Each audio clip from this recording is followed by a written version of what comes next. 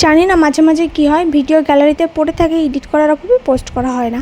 আর এই ছিপছিপে বৃষ্টিতে ধ্যারধেরে এই যে কাদা না চারিদিকে, মানে একদম অসহ্যকর। বাড়ির সামনে ঢালাই করা ছিল বলে তবুও নিরাপদ। তারপরে সকালবেলা মা রান্না করেছিল একটু কুমড়ো আর মাংস, সেটা খেয়ে নিয়ে আমি চনমনে হয়ে গুছিয়ে নিয়েছিলাম, কেননা আমার যাওয়া ছিল ডাক্তার দেখাতে, মানে কিছু টেস্ট করার জন্য। তো আমি এই যে সোজা চলে এসেছি, আমার গোছানো পুরো কমপ্লিট। এখন মেকআপ তো দূরে থাক, মেকআপের কথা আমি এখন তুলিও না, কোনো রকম কোনো কিচ্ছু নেই সাজগোজে। এটা আমি বাজারে এসে দাঁড়িয়েছিলাম, ভীষণ মনটা ফুচকা ফুচকা করছিল, খুঁজে খুঁজে ফুচকাকেও বের করলাম। আমি এখানে দাঁড়িয়েছিলাম, মা গেছিলো টোটো খুঁজতে।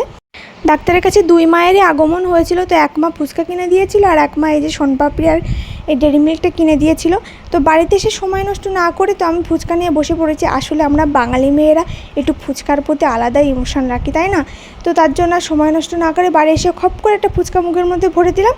তো ভিডিওটা কেমন লাগলো জানিও, তো প্লিজ সবাই একটু সাপোর্ট করো, পাশে থাকো। তো সবাইকে বাই বাই।